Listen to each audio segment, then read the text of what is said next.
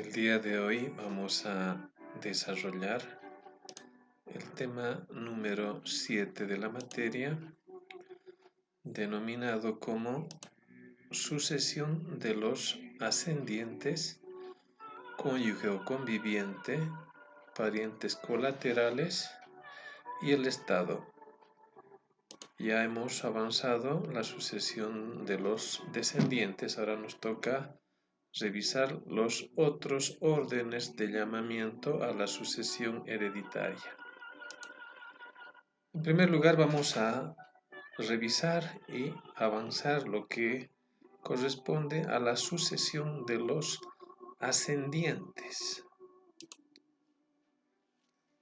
Entendemos por ascendiente aquellas personas de los que uno desciende. Por ejemplo, tenemos como ascendientes a los padres, los abuelos, los bisabuelos, etcétera, ¿no?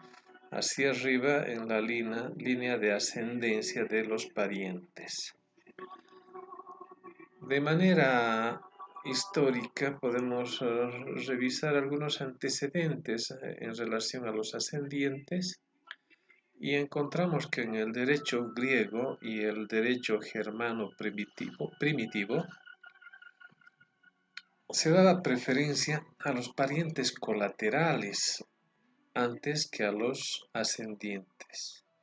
Posteriormente, y principalmente en el derecho español, esta situación se invirtió, es decir, se dio preferencia en el llamamiento a la sucesión a los ascendientes con relación a los parientes colaterales. Más adelante, en el derecho justiniano, el emperador en el año 543 estableció un sistema mixto que generaba un beneficio tanto a los ascendientes cuanto a los colaterales, en la cual recibían ambos porciones iguales de la sucesión hereditaria. Ya remitiéndonos a lo que es nuestra normativa en actual vigencia, el artículo 1060 del Código Civil establece que los ascendientes tienen preferencia con los herederos colaterales, obviamente, pues revisten esta calidad de herederos forzosos, es decir, que los ascendientes tienen privilegio o preferencia en relación a los herederos denominados como colaterales. El llamamiento que hace la norma en actual vigencia y en el grado de parentesco más cercano, que siempre excluirá al más lejano, llama y convoca primero a beneficiarse de la sucesión hereditaria cuando se convoca a ascendiente, primero a los padres que tendrán un derecho hereditario igualitario o igual, es decir, que tanto padre y madre heredan en las mismas condiciones y en la misma proporción. En el caso de que uno de los padres haya fallecido y solamente sobreviva uno, éste heredará la totalidad, es decir, que el derecho se concentra en el ascendiente, en el padre, que en este caso es único ascendiente beneficiado con la sucesión hereditaria. Sin embargo, hay que tomar en cuenta que en la línea de ascendencia podrían ser llamados otros ascendientes a la sucesión hereditaria. Por eso es que los más cercanos, los parientes más cercanos en el orden ascendente, excluirán a los más lejanos. Si, por ejemplo, la madre y el padre habrían fallecido, entonces se llama al siguiente grado de parentesco, que serían los abuelos del decuyos, que no interesando la línea, ya sea paterna o materna de la cual asciendan, pues heredarán en proporciones iguales, es decir, no interesa la cantidad de abuelos convocados a la sucesión, todos heredarán en proporciones iguales. Si son 2 o 3 o 4, pues se dividirá entre los 2, 3 o 4 la sucesión hereditaria cuando el llamamiento sea exclusivamente a los ascendientes. Algo muy importante que hay que considerar, que en relación a los ascendientes no se opera el derecho de representación.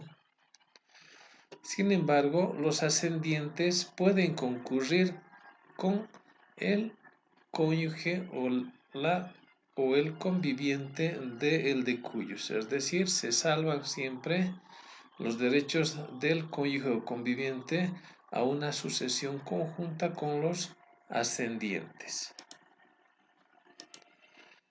Nuestro Código Civil, en los artículos 1097 y 1099, hace referencia y regula precisamente la sucesión de los padres como primeros ascendientes llamados a la sucesión. Dicho artículo señala lo siguiente: sucesión de los padres. Al que muere sin dejar hijos ni descendientes, suceden el padre y la madre, o el que de ellos sobreviva, salvo los derechos del cónyuge o conviviente. El artículo es bien claro, pues al no haber descendientes, no nos olvidemos que el segundo orden de llamamiento en la sucesión son los ascendientes, es decir que siendo los padres los primeros y más cercanos en el orden ascendente, son llamados a beneficiarse con la sucesión hereditaria, pero se salva y respeta el derecho del cónyuge o conviviente que puede concurrir de manera simultánea a dicha sucesión. Una demostración gráfica del artículo 1097 en su primera parte. Analicemos. H es el causante que fallece sin dejar descendientes. H no tiene descendientes, entonces el siguiente orden de llamamiento, como hemos dicho, son los ascendientes. En este caso, tampoco tiene cónyuge ni conviviente, entonces exclusivamente son llamados a la sucesión los ascendientes. H tendría a sus padres P y M, además a sus abuelos A y B. En este caso, heredarán por partes iguales P y M. No nos olvidemos que este grado de parentesco del padre y de la madre es de primer grado, los abuelos son de segundo grado, entonces los más cercanos, que son P y M, padre y madre, excluyen a y B, que son los abuelos. Los más cercanos, P y M, como hemos dicho, excluyen a los más lejanos, A y B. Entonces la sucesión se consolida en favor de P y M. La segunda parte del artículo 1097 que hemos dado lectura. Si H muere sin dejar descendientes, cónyuge o conviviente, hemos dicho, no tiene descendientes, ni cónyuge ni conviviente, entonces el llamamiento se hace exclusivamente a los ascendientes. En este caso, queda el padre P y su abuelo materno A. M habría fallecido, la madre. Entonces, H tiene al padre vivo, la madre fallecida, pero tiene un abuelo materno que es A. En mérito a lo dispuesto en la segunda parte del artículo 1097, el único que hereda es P y excluye al ascendiente A, que resulta ser más remoto que él. Entonces hemos dicho, el primer orden de llamamiento será a los padres y después a los abuelos. En este caso, P y M son los parientes ascendentes en primer grado y excluyen a A. Al haber fallecido M, entonces la sucesión hereditaria se concentra en P porque es el único que queda superstite en este grado de parentesco con relación a H. Entonces, A es excluido, pues es un pariente de segundo grado. Y al no haber lo que es el derecho de representación, entonces la sucesión hereditaria solamente se transmite a el padre. El Código Civil también, en su artículo 1099, regula lo que es la sucesión de otros ascendientes. El 97, no nos olvidemos que hace referencia a la sucesión de los padres, que es el padre y la madre. Puede haber otros ascendientes, pueden ser abuelos, bisabuelos, etc. El referido artículo señala lo siguiente, en su parágrafo 1, al que muere sin dejar hijos u otros descendientes, ni padres, entonces está dejando vacío lo que es los descendientes, tampoco hay parientes en el primer grado de parentesco de ascendientes, que son los padres. Señala la norma, suceden los ascendientes más próximos en grado por partes iguales, aun siendo de líneas distintas, ¿no? Lo que habíamos mencionado hace un rato. Se salvan los derechos del cónyuge o conviviente superte. Siempre se salvan los derechos del cónyuge porque, como hemos mencionado ya en varias ocasiones, puede concurrir simultáneamente, ya sea con descendientes y ascendientes. En estos casos que hablamos de la sucesión de ascendientes, pues si no existe, pues se concentra la sucesión en los ascendientes y por ser herederos forzosos, no habiendo en este caso la concurrencia con el cónyuge o el conviviente, que podría ser otra opción. Una explicación gráfica del artículo 1099 en su primera parte. H es el de cuya sucesión se habla. Muere sin dejar padre y madre. P y M, papá y mamá, también han fallecido.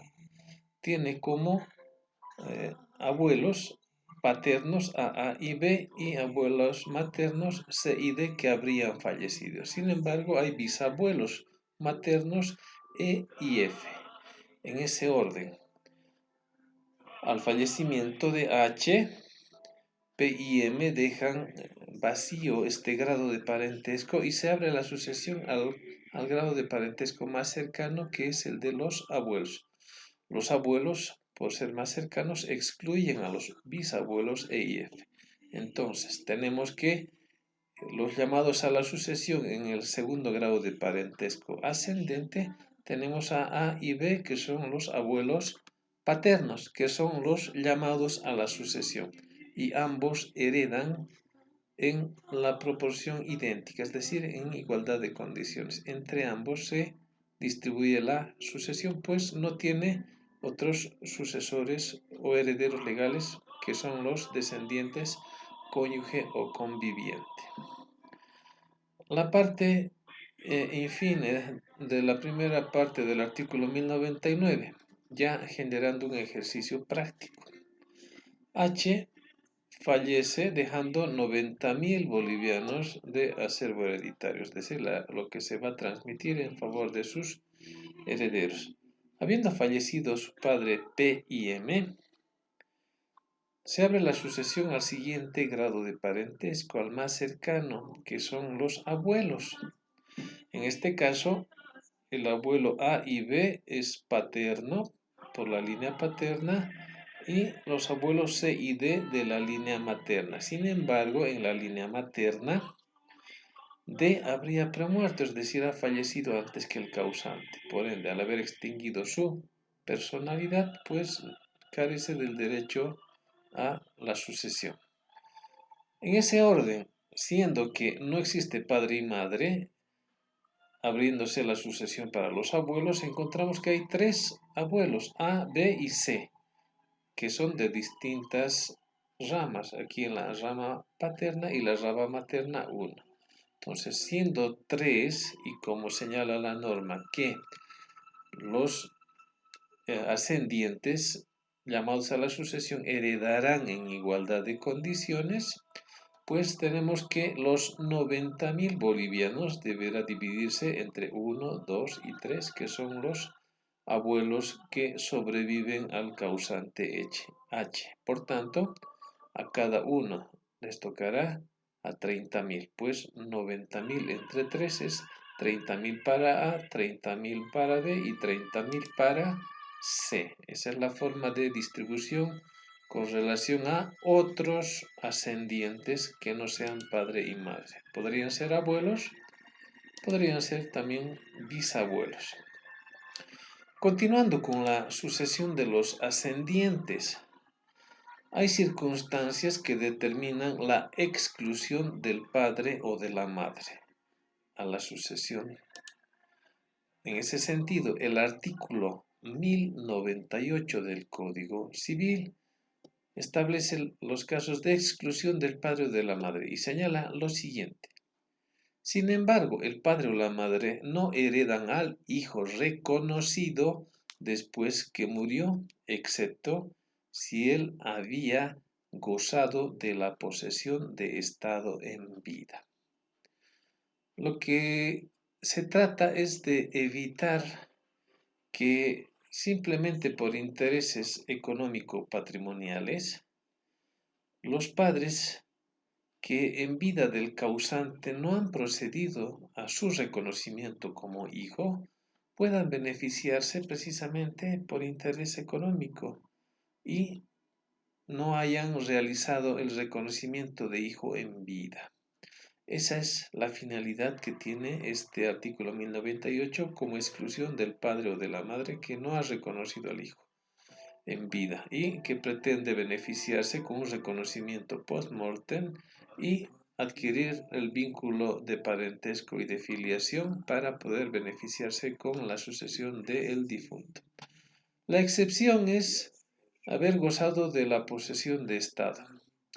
La posesión de Estado se refiere al trato que se tiene frecuente, el trato de hijo que habrían propiciado ya sea el padre o la madre en vida del de cuyos.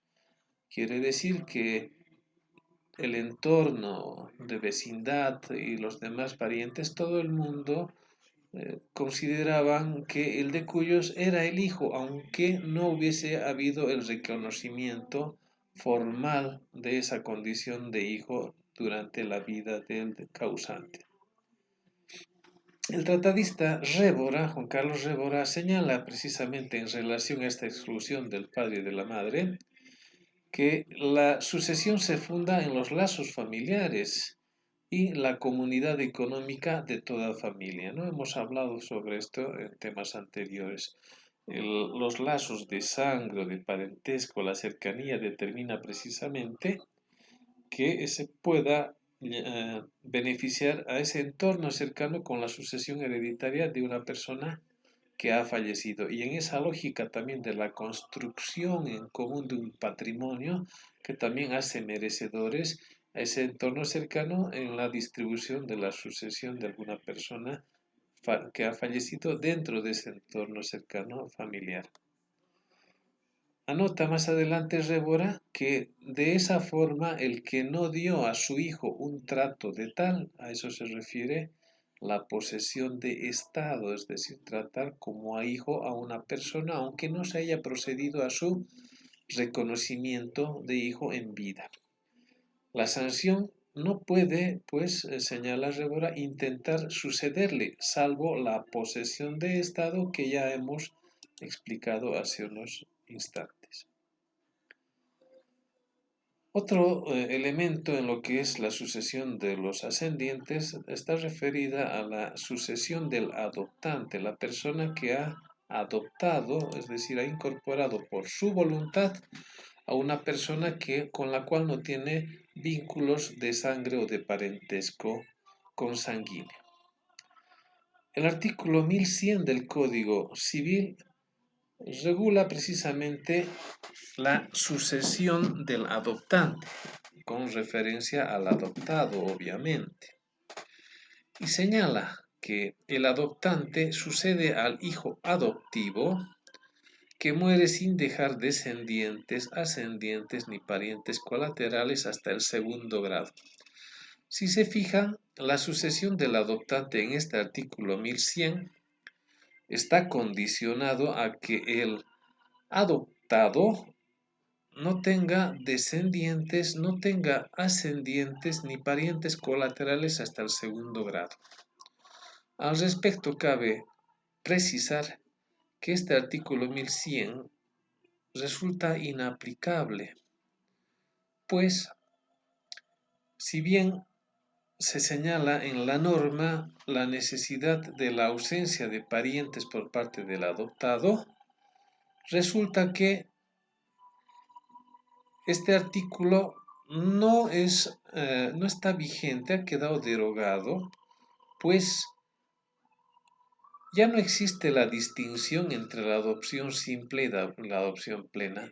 Antiguamente, y para un poco organizar y comprender por qué es inaplicable este artículo 1100, habrá que entender que antiguamente, en la ley 403 que ha sido abrogada del año 1992, el denominado Código del Menor, antes se reconocía tanto la adopción simple como la adopción plena. La adopción simple contemplaba la posibilidad de mantener los vínculos de familia con los vínculos con la familia de origen del adoptado, es decir, que el adoptado, pese a formar o integrarse a otra familia adoptiva, mantenía los vínculos de sangre y parentescos que tenía como ascendientes, colaterales, etc.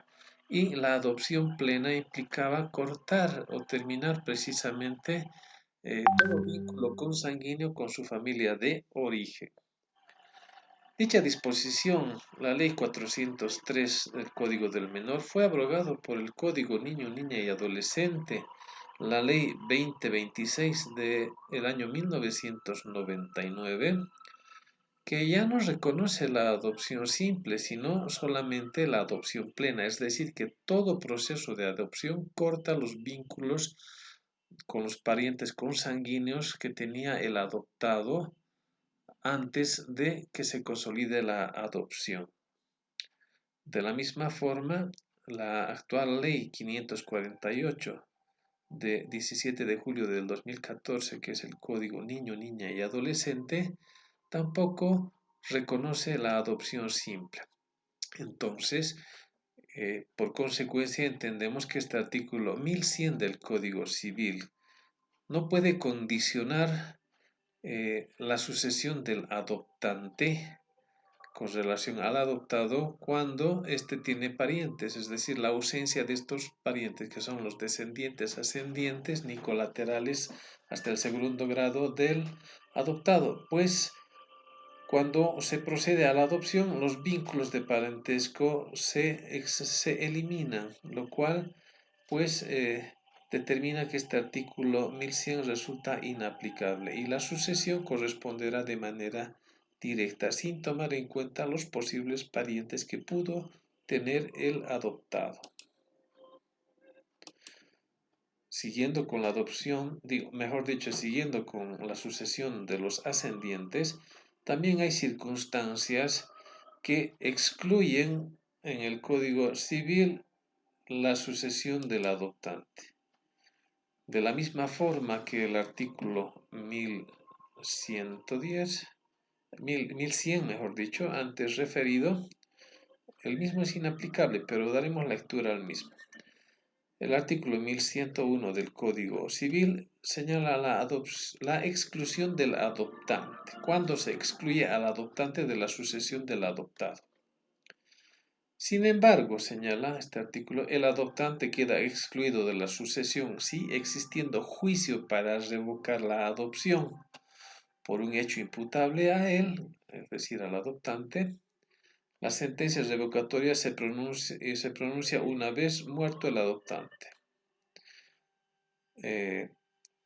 Daba a entender que habiendo motivos imputables al adoptante y la sentencia de la revocación de la adopción saldría posterior al fallecimiento del adoptado, igual perdía el derecho a la sucesión hereditaria. Este artículo también resulta inaplicable, pues la adopción ya se constituye en un acto de carácter irrevocable. No nos olvidemos que el Código eh, Civil en actual vigencia es del año 1975, del 8 de agosto de 1975, y entró en vigencia el 2 de abril de 1976.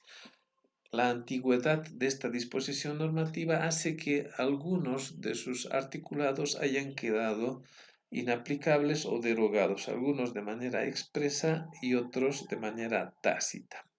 Entonces, siendo que en la actualidad, ya desde hace algunos años atrás, la adopción es irrevocable, tampoco es aplicable este artículo 1101. Sin embargo, hay que diferenciar lo que es la retractación de la revocación. La retractación es antes de que se consolide lo que es la adopción, y la revocabilidad ya no existe, pues se trata de generar seguridad y estabilidad al adoptado. Eso en cuanto a la sucesión de los ascendientes.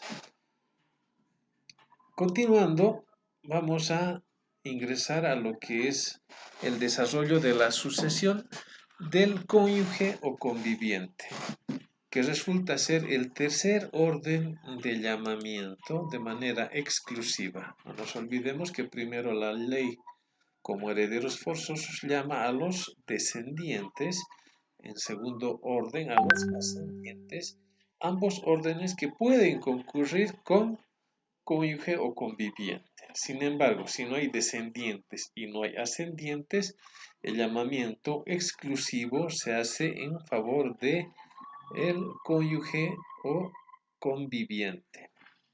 A manera de antecedentes. En el derecho romano primitivo, solo la esposa in mano, este tipo de esposa, que la que emergía de un matrimonio en la que la mujer era sometida al marido y quedaba en condición de hija, pues esta esposa in mano tenía vocación y podía ingresar a la sucesión hereditaria como una hija más.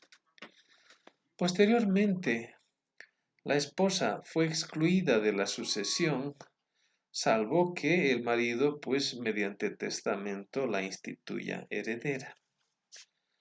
Más tarde se le reconocieron y concedieron ciertos derechos a la esposa ante la ausencia necesaria de descendientes, ascendientes y colaterales. Recién ingresaba ante la ausencia de descendientes, ascendientes y colaterales la esposa.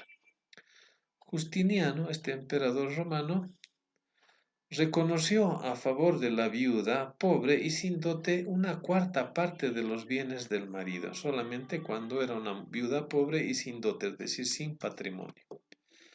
Y se le reconocía al cónyuge, ya sea el marido o la mujer, los derechos hereditarios a falta de otros parientes. Entonces había una cierta distancia en cuanto al beneficio en la sucesión hereditaria en estos antecedentes del derecho que estamos analizando. El Código Napoleón, el Código Civil francés de 1804, regulaba que el cónyuge era excluido por todos los parientes, incluso los colaterales. Solo ante la ausencia de estos parientes, incluso los colaterales, podía ingresar a la sucesión hereditaria. Más adelante encontramos al tratadista Guillermo Borda, quien señala que se justificaba dicha exclusión del cónyuge, pues se trataba de evitar el traspaso de la fortuna de una familia a otra. No nos olvidemos que entre marido y mujer no hay un parentesco de consanguinidad, pues es la voluntad, la decisión de formar una vida en común la que los une, y cada uno tiene una familia, tiene sus ascendientes propios y un entorno familiar propio que se juntan en virtud del matrimonio, y de ahí recién surgirán pues los descendientes en común. Esa es la finalidad de la exclusión que, según Guillermo Borda, pues hacía que el cónyuge pues sea separado de la sucesión hereditaria y solamente en ausencia, cuando no había ese entorno familiar del cónyuge, ingresaba pues a la sucesión el cónyuge. Con el capitalismo se reconoció que el cónyuge había colaborado en el logro del patrimonio. No nos olvidemos de esa teoría de la construcción en común que se tiene del patrimonio en ese entorno familiar y obviamente en el cual se incorpora el cónyuge. Nuestro Código Civil Santa Cruz de 1831, que fue influenciado por el derecho romano, ubicaba al cónyuge después de los parientes de cuarto grado, luego se modificó y se fue generando más privilegios en favor del cónyuge. Nuestro Código Civil en actual vigencia identifica a los cónyuges como un heredero forzoso. No nos olvidemos que herederos forzosos son tanto descendientes, ascendientes y cónyuge y conviviente. Entonces se le asigna y se le da el rol de un heredero forzoso que tiene derecho a la legítima, que hereda tanto sobre los bienes gananciales, es decir, los bienes con los que ambos, la pareja, el matrimonio, ha podido consolidar durante la vigencia del matrimonio, y respecto a los bienes patrimoniales también del causante, del cónyuge, con cuotas iguales a las de los hijos, es decir, cuando concurre con hijos, el cónyuge conviviente tiene el derecho igual como si fuese un hijo más. Este derecho se amplía un poco con relación a los ascendientes, pues tiene una porción mayor. Los cónyuges, como habíamos mencionado, no son parientes consanguíneos. Su derecho proviene del matrimonio y de la convivencia y excluyen a los colaterales. No nos olvidemos que primero se llama a los descendientes, segundo orden de llamamiento los ascendientes, tercer orden de llamamiento cónyuge conviviente, hasta ahí herederos forzosos, cuarto orden de llamamiento los colaterales y quinto el Estado. Entonces, el cónyuge conviviente, cuando es llamado exclusivamente a la sucesión, excluye tanto a los colaterales como al Estado en la sucesión hereditaria. El Código Civil en actual vigencia en relación a lo que es la sucesión del cónyuge conviviente señala lo siguiente. El artículo 1102, sucesión del cónyuge. No nos olvidemos que cónyuge es un término que engloba tanto al esposo o a la esposa. No se refiere de manera exclusiva al sexo femenino. Y señala lo siguiente. Al que muere sin dejar hijos o descendientes, primer orden de llamamiento, ni padres ni ascendientes, segundo orden de llamamiento, sucede el cónyuge. Entonces, siendo el tercer orden, de manera exclusiva se beneficia con la sucesión hereditaria. Más adelante, el artículo 1103 del Código Civil establece precisamente esa concurrencia del cónyuge con hijos, es decir, cuando fallece el causante teniendo hijos y cónyuge. ¿Cómo se regula esta situación? Demos lectura al referido artículo 1103. Cuando el cónyuge concurre con hijos o descendientes, ojo que no solamente puede concurrir con hijos, pueden ser nietos también, pues pueden ser hijos o descendientes llamados en la línea de descendencia. El cónyuge tiene derecho a una cuota igual de herencia que cada uno de los hijos. Esto se refiere que si tiene dos hijos, por ejemplo, y hay cónyuge, él o la cónyuge ingresa como un hijo más, teniendo igual derecho que estos hijos. Si hay dos hijos, sería como un hijo más, y entre tres se tuviese que dividir la sucesión hereditaria. Veamos una demostración gráfica de este artículo. Artículo 1103, cuando concurren cónyuge con hijos. A y B son esposos, A y B, y tienen 3 hijos, H, F y G.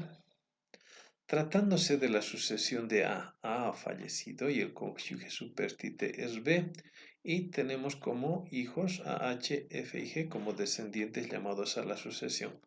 Si concurren a la sucesión descendientes que son hijos H, F y G más cónyuge que es B, entonces B ocupa el lugar de un hijo más, lo cual significa que la sucesión hereditaria de A se divide entre 4 a partes iguales. En el ejemplo, si son 100 bolivianos que deja A como patrimonio, como sucesión hereditaria, como relicto hereditario, existiendo 3 hijos y la esposa o el esposo, porque ya les he dicho que cónyuge implica el marido o la mujer. Entonces, tenemos que 1, 2, 3 más B, que sería el cónyuge o la cónyuge, serían 4 los llamados a la sucesión, por lo cual estos 100 se divide entre los 4. Y 100 dividido entre 4, pues es 25. En consecuencia, H 25 le corresponde a F 25, a G 25 y a B 25. Esto obviamente hablando de lo que se abre a la sucesión de A, no tomando en cuenta lo que son la separación de gananciales. Ya es la sucesión de A y se distribuye entre los 4. Es decir que el cónyuge ocupa el lugar en la sucesión como un hijo más. El artículo 1004. Concurrencia del cónyuge con ascendientes. Ya hemos mencionado que el cónyuge o la cónyuge puede concurrir tanto con descendientes, como así lo establece el artículo 1103, como con ascendientes, conforme al artículo 1104, cuando no hay descendientes. Y señala dicho artículo lo siguiente: al cónyuge se le defiere la mitad de la herencia si concurre con ascendientes. La otra mitad se defiere a los ascendientes conforme a los artículos 1097 y 1099, los cuales ya hemos revisado anteriormente. Si se dan cuenta, la proporción del beneficio sucesorio cuando concurre con ascendientes es mayor en beneficio del cónyuge o conviviente, pues la mitad se defiere y la otra mitad se distribuye entre los ascendientes. Vayamos a graficar ese caso o ese ejemplo. Tenemos en el ejemplo, si A muere dejando a su cónyuge B y a sus parientes P y M. A fallece, su cónyuge es H y P y M serían sus padres. En esa lógica, teniendo los 100 bolivianos como caudal hereditario de A, cuando concurre H, que es el cónyuge, con ascendientes, la mitad se le defiere, es decir, le corresponde a H, es decir, de los 100 les tocaría 50 a H y los otros 50 bolivianos a los ascendientes, que en este caso serían 2, P y M. ¿Qué significa esto? Que los 50 les corresponde a partes iguales a P y M y a cada uno de ellos les tocaría a 25, que significa que de los 100 de A, 50 son para el cónyuge conviviente y los otros 50 para P y M, es decir, a cada uno a 25, P con 25 y M con 25. Otro ejemplo, en cambio, si los bienes fueran gananciales, la distribución sería distinta. Aquí es una distribución patrimonial, es decir, que era todo lo que le pertenecía exclusivamente a A. Si muere A dejando a su esposa B con un acervo ganancial de 120, es decir, 120 que es ganancial, entre A y B han construido un patrimonio de 120 bolivianos. Consiguientemente, B debe ser beneficiada en principio con la separación de gananciales. A y B han adquirido un patrimonio de 120. Como ha fallecido A, se debe separar a mitades, pues hay la presunción de la ganancialidad y la ganancialidad determina la distribución equitativa entre los cónyuges. De los 120, entonces, entre A y B se divide entre 2, 60 corresponderían a A y 60 corresponderían a B. Como A es el que ha fallecido, los 60 son los que se abren a la sucesión y B se queda consolidada con sus 60 que se vuelven patrimoniales. Entonces, tenemos que si A, que tiene a su cónyuge supérstite y a sus padres vivos llamados a la sucesión, quedando 60 bolivianos abiertos a la sucesión, en la misma lógica que el anterior ejercicio, la mitad se le defiere a B, que quiere decir que de los 60, 30 le corresponden a B y los otros 30 se dividen entre los ascendientes convocados a la sucesión, que son el padre y la madre. Como son dos, se divide en 15 a cada uno. Los 30 se divide 15 para P, 15 para M. Entonces tenemos que de los 120, 60 se vuelven patrimoniales de B y 60 se abren a la sucesión. De esos 60 abiertos a la sucesión de A, 30 corresponden a B y los otros 30 se dividen entre P y M, tocándole a P 15 y a M 15. Es la forma de distribución cuando hay bienes gananciales. Primero se hace la separación de esos gananciales. Continuando, el artículo 1105 del Código Civil, siempre en relación a la sucesión del cónyuge o conviviente, señala lo siguiente: la sucesión del cónyuge sobreviviente en los bienes propios y en los bienes comunes del causante. El derecho sucesorio del cónyuge sobreviviente se hace efectivo en las porciones señaladas en el código, tanto en los bienes propios del causante, cuando en la parte que a éste le correspondía en los bienes en comunes. En el artículo anterior hemos hecho una distribución cuando son bienes en común, es decir, son bienes gananciales, pero también tiene el cónyuge o conviviente derecho sobre los bienes que son propios de él, de cuyos, del causante. Pues no nos olvidemos que las personas pueden haber adquirido un patrimonio propio antes del matrimonio o por motivos de herencia o de donaciones específicas como beneficiarios del causante, pues tendríamos bienes de carácter patrimonial. Sobre ambos tiene derecho el cónyuge o conviviente. En el ejemplo que tenemos acá, que describe el artículo 1105, A fallece dejando a su cónyuge B. Quiere decir que A fallece y le sobrevive su cónyuge B. Y tiene 3 hijos, H, F y G. Son hijos de ambos. Además, 120 bolivianos como bienes gananciales. ¿Qué significa?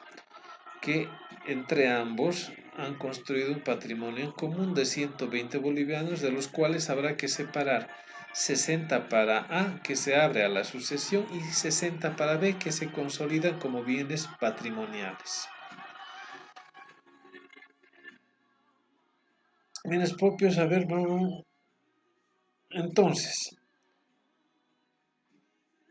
por derecho propio le corresponden a B los 60 y los otros 60 se generan como división, ¿no? Es decir, se distribuyen entre los hijos. De modo que los 60 que se abren a la sucesión de A se distribuyen entre H, F, G y como sabemos cuando cónyuge concurre con hijos, pues ocupa el lugar de un hijo más, lo cual significa que de los 60 que se abre la sucesión como bienes patrimoniales ya, porque ya se ha separado los 60 de la ganancialidad, les corresponde a cada uno a 15, es decir, 15 a H, 15 a F, 15 a G y 15 a B. Sin embargo, eh, también podría ser que A tenga un patrimonio personal, es decir, tenga bienes propios. Ya hicimos la distribución de la ganancialidad, la separación de la ganancialidad y la distribución de la sucesión por efecto de esa separación de ganancialidad. Pero A podría haber tenido un patrimonio personal, es decir, uno construido antes del matrimonio, por ejemplo, que equivale a 100 bolivianos. Como es exclusivo de A, todo lo patrimonial se abre a la sucesión. Y en este caso, en la misma proporción, beneficia a los 4 llamados a la sucesión, hijos que concurren con cónyuge. Entonces, de los 100, pues se divide entre 4 y a cada uno les toca 25 de estos bienes denominados como patrimoniales, que significa que H tiene pues 25 bolivianos, F 25, G 25 y B 25. Sumando entonces, como bienes patrimoniales les tocó a 25 y de la separación de los gananciales que tenía les tocó a 15.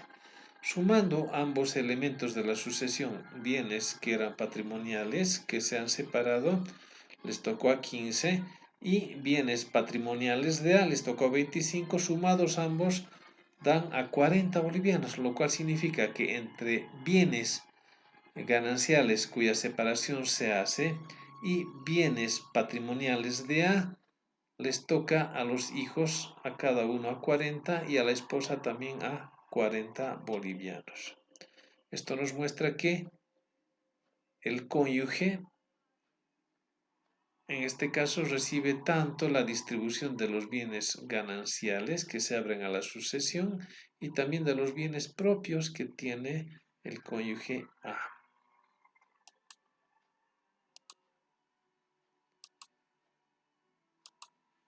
Continuando con la sucesión del cónyuge, encontramos que hay situaciones o circunstancias que la norma prevé en las cuales se excluye al cónyuge de la sucesión.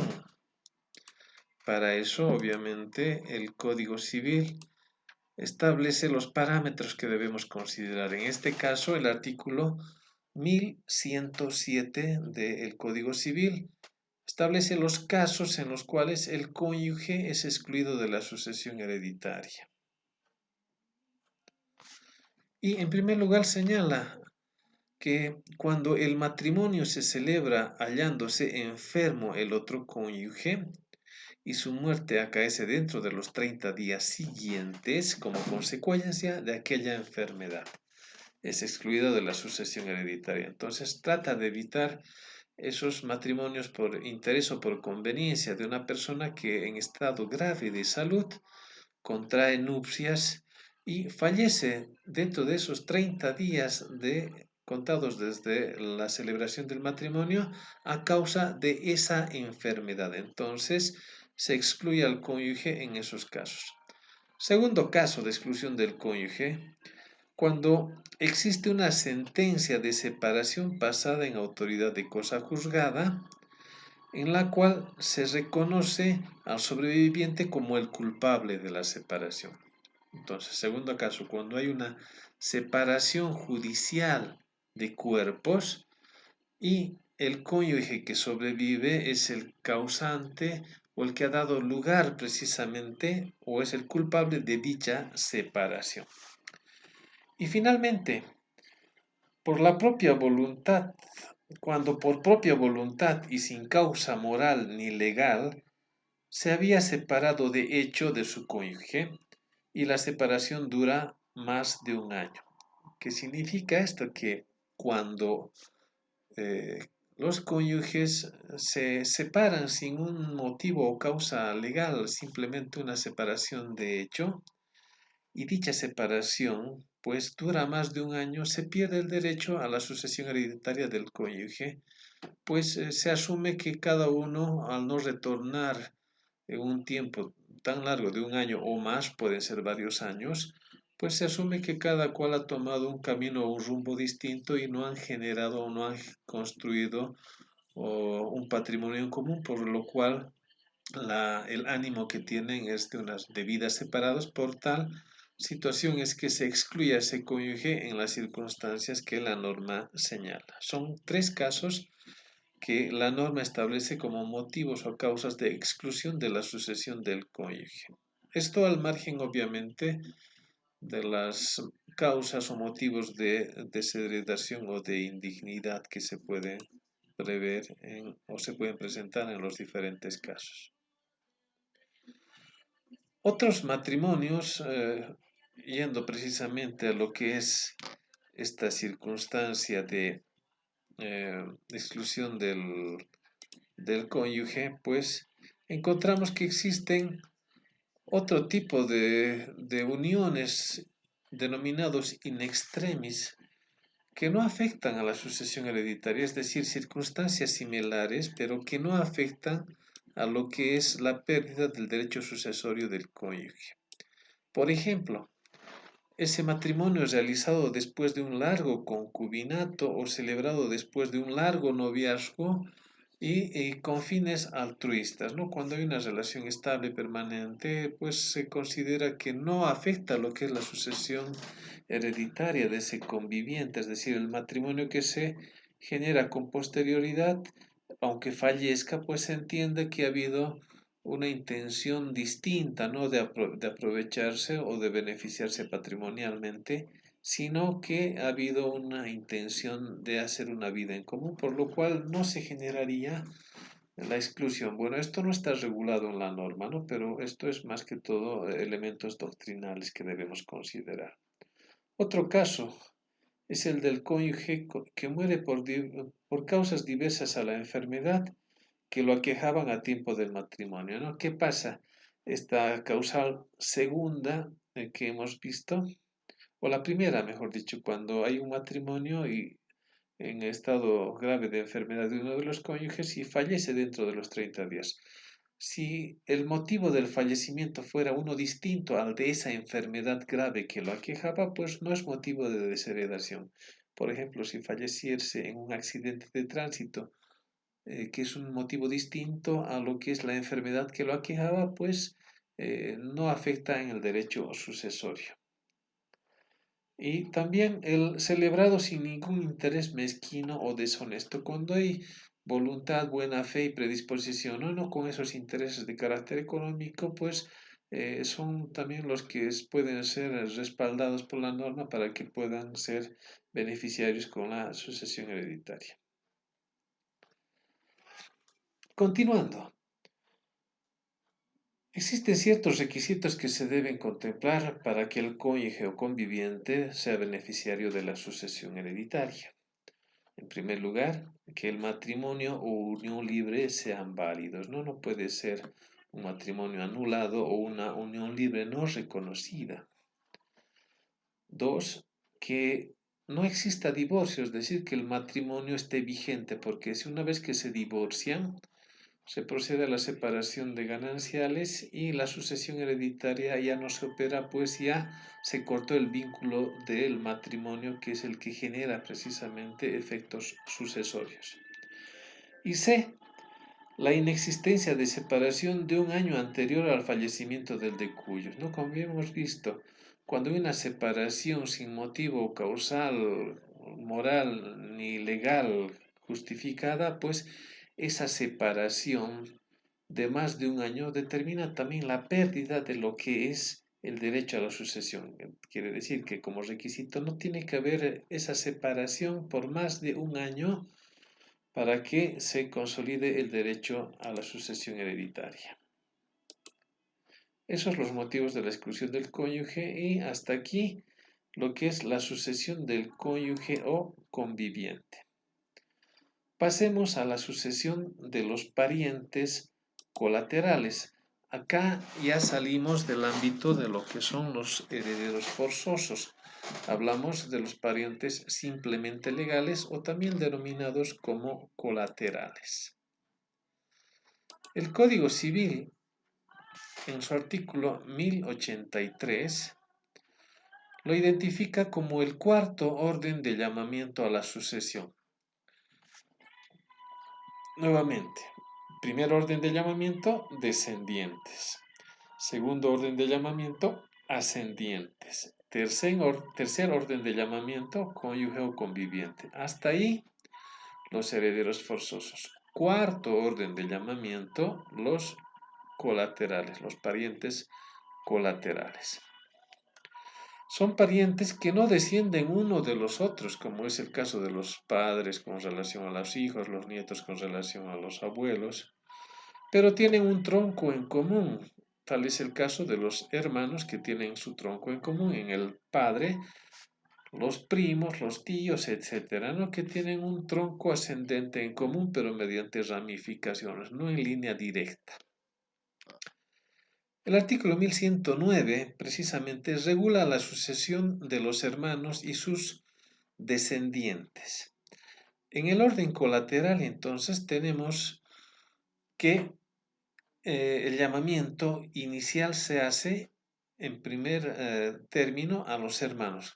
¿Qué quiere decir esto? Que ante la ausencia de descendientes, ascendientes, cónyuge, conviviente, los hermanos como los colaterales más cercanos son los que son convocados inicialmente a beneficiarse de la sucesión hereditaria y sus descendientes, es decir, los hijos de los hermanos y otros descendientes, como vamos a ver más adelante. Y el artículo señala lo siguiente, el artículo 1109. Al que muere sin dejar descendientes, ni ascendientes, ni cónyuge, ni conviviente, suceden según las reglas de la representación los hermanos y los hijos de los hermanos premuertos o de una manera impedidos para heredar. ¿Qué significa esto? Que como cuarto orden de llamamiento, primero convoca a los hermanos y en el caso de que uno de los hermanos haya premuerto, en virtud del derecho de representación, sus hijos ocupan su lugar. El parágrafo 2. Sin embargo, los hermanos unilaterales heredan la mitad de la porción correspondiente a los hermanos de doble vínculo. Hay hermanos de vínculo simple, como son los hermanastros, y los hermanos con padres en común, que son hermanos de doble vínculo, es decir, que tienen un vínculo tanto con el padre y con la madre.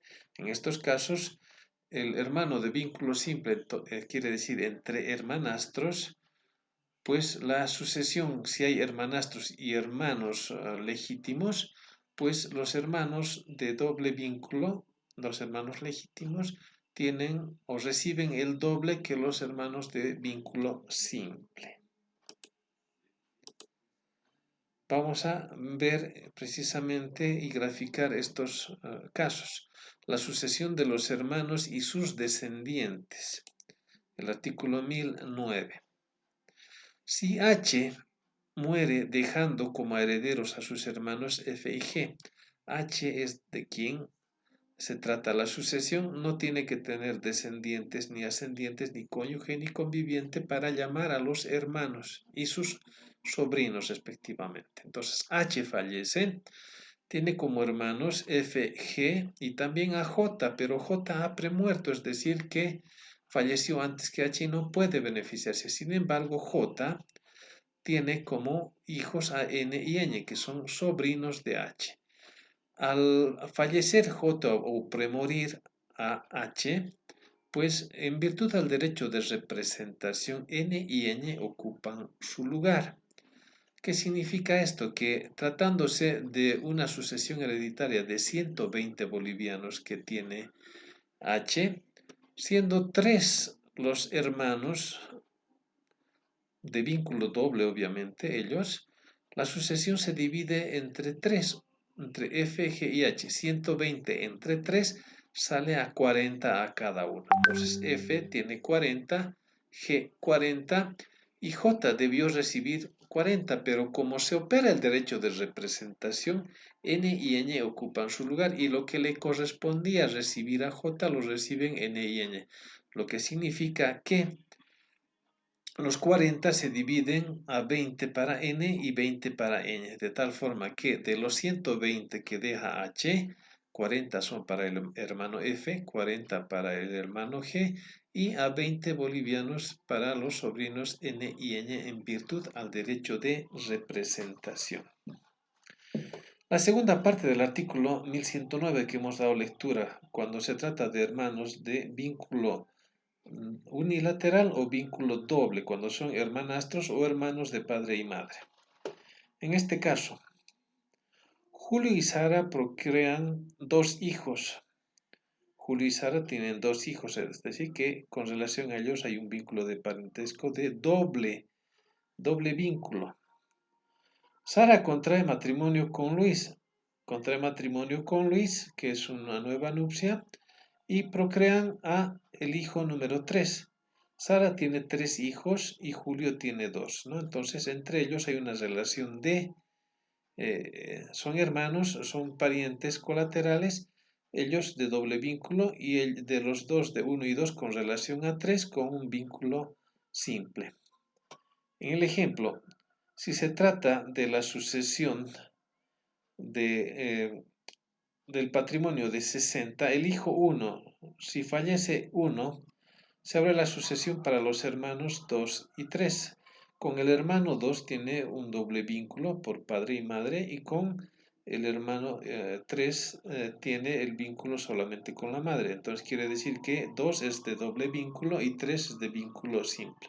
Siendo 60 los bolivianos que deja como sucesión hereditaria 1, 2, que es de doble vínculo, recibirá el doble de lo que recibe 3. Entonces, de los 60, 40 beneficiarán al hermano 2 y la mitad, que son 20, beneficiarán al hermano 3. De tal forma que 40 más 20 son 60, que es lo que uno dejó a la sucesión hereditaria como herencia. Siguiendo con lo que es la sucesión hereditaria de los hermanos, de los parientes colaterales, también la sucesión se abre hacia otros parientes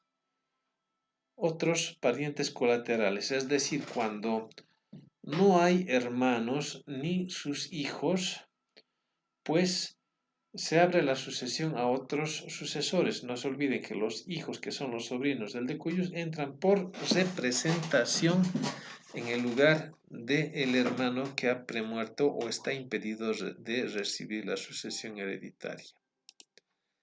Entonces, para ello nos remitimos al artículo 1110 del Código Civil, que señala que la sucesión se también abrirá a otros colaterales que no sean los hermanos y sus hijos. Y señala lo siguiente en su parágrafo 1. Si una persona muere sin dejar descendientes, ni ascendientes, ni cónyuge o conviviente, hasta ahí los herederos forzosos, ni hermanos o sus descendientes, que regula el artículo 1109, hasta el cuarto grado de parentesco con el de cuyos, entonces, ¿qué significa esto?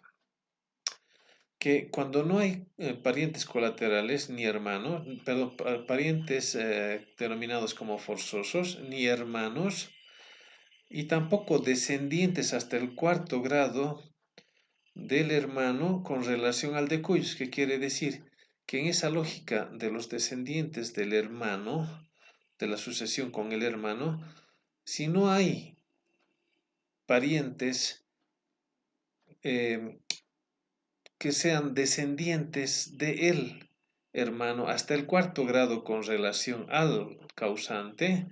¿Y quiénes son esos parientes? A ver, iremos identificando esta situación. Cuando hablamos de parientes colaterales, tenemos que hablar del tronco en común, ¿no? Entonces, si hablamos de hermanos, tenemos que los hermanos son parientes en segundo grado. Si añadimos un descendiente más un hijo del hermano, estamos hablando de un tercer grado. Entonces, el sobrino es hasta el tercer grado. Y un grado más agregamos, que quiere decir que si no hay colaterales hasta el sobrino nieto, pues se abre la sucesión a favor de otros parientes colaterales hasta más próximos hasta el tercer grado. Resumiendo un poco, parientes colaterales llamados a la sucesión hereditaria serán primero los hermanos, que tienen un parentesco de segundo grado. Por representación se abre al tercer grado, es decir, los sobrinos también son colaterales después de los hermanos. Posteriormente, hasta el cuarto grado, que debe decir que los sobrinos nietos son también colaterales. Si no hay parientes en esos grados de parentesco que señala la norma, se abre a parientes que en tercer grado más próximo pues tengan ese parentesco con el de cuyos, que quiere decir que también los tíos serían los llamados, son los únicos en tercer grado cercanos en línea colateral que pueden beneficiarse. Nuevamente, parientes colaterales solamente serán primero los hermanos, sus hijos, que son los sobrinos, y sus nietos o sobrinos nietos con relación al de cuyos. Y finalmente los tíos o tías serían los parientes colaterales. Hasta ahí el grado de parentesco o el llamamiento a los colaterales. Entonces, una vez más, los colaterales serán los hermanos, sobrinos, sobrinos nietos y tíos. Hasta ahí parientes colaterales. Parientes más distantes como primos, por ejemplo, no son llamados a la sucesión legal, es decir, no tienen vocación sucesoria ni delación sucesoria. El parágrafo segundo de este artículo 1110. En el mismo grado de parientes unilaterales heredan la misma cuota correspondiente que los parientes de doble vínculo.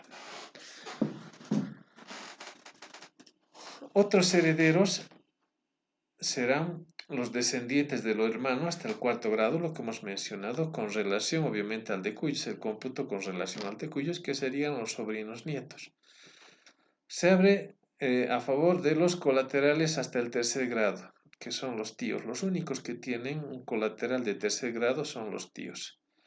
Y se consideran los de doble vínculo y los de vínculo simple. Hay parientes de doble vínculo simple, es lo mismo, ¿no? Que con los hermanos, entonces heredan los parientes, los tíos de doble vínculo heredarán, o los sobrinos de doble vínculo heredarán por doble partida en relación a los de vínculo simple. Una vez más, y para enfatizar el orden de llamamiento de colaterales y dejar claro esta figura, los primeros colaterales llamados a la sucesión son los hermanos que excluyen a los demás.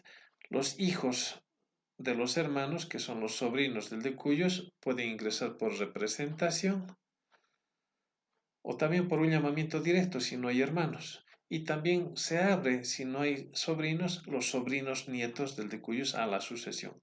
Si no hay hasta ese grado de parentesco, recién se abre a los de tercer grado de parentesco más cercanos, que serían los tíos. Una vez más, son hermanos, sobrinos, sobrinos nietos y tíos los herederos denominados colaterales, y en ese orden de exclusión, los más cercanos excluyen a los más distantes. Un ejemplo gráfico. P ha tenido dos hijos. P tiene dos hijos, H y F. A su vez, H tiene su hijo N. Habiendo premuerto H, H ha muerto antes que P, y H, P y P, N no tiene hermanos, ¿no? Han premuerto H y N. Entonces, N no tiene hermanos ni sus descendientes, pero tiene a su otro pariente colateral hasta el tercer grado. Entonces, a ver, se trata de la sucesión de N. Como su ascendiente directo, su padre y su abuelo han fallecido, el hermano de su padre, su tío, vive. Si no tiene N, no tiene descendientes, no tiene ascendientes directos, que son su padre y su abuelo, pues se abre la sucesión a sus colaterales. No tiene hermanos n, entonces tampoco descendientes de sus hermanos, lo cual significa que se abre la sucesión a otros parientes más cercanos hasta el tercer grado. Y el único pariente en tercer grado sería su tío F, quien hereda la totalidad del patrimonio de N. N es la sucesión de la que estamos hablando, ¿no? Entonces, primer grado de parentesco, segundo grado, dos generaciones hasta aquí, el tronco en común, que es el abuelo, no se toma en cuenta, y el tío es el tercer grado. Entonces, el pariente en tercer grado de N sería su tío F, que ante la premoriencia de su padre y no tener otros ascendientes vivos, y su abuelo también falleció, pues el pariente de tercer grado más cercano y el único en tercer grado sería el tío, quien hereda a N en la totalidad de su patrimonio. Esa es la regla de la segunda parte del artículo 1009.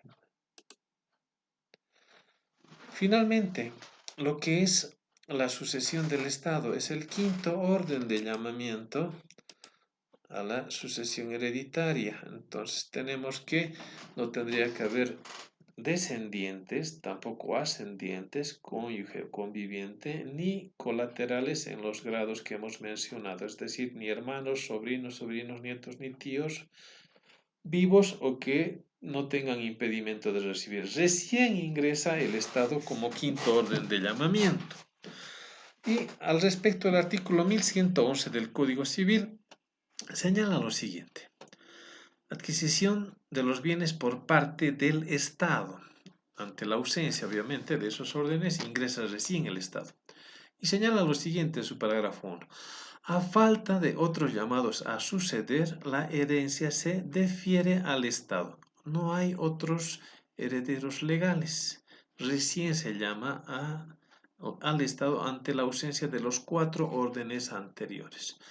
La adquisición se opera de derecho sin que haga falta la aceptación ni tenga lugar la renuncia. En estos casos es un sucesor irregular, anómalo, el Estado, que no requiere la aceptación como requieren los demás órdenes de sucesores, y tampoco tiene lugar la renuncia, es decir, el Estado no renuncia a la sucesión hereditaria.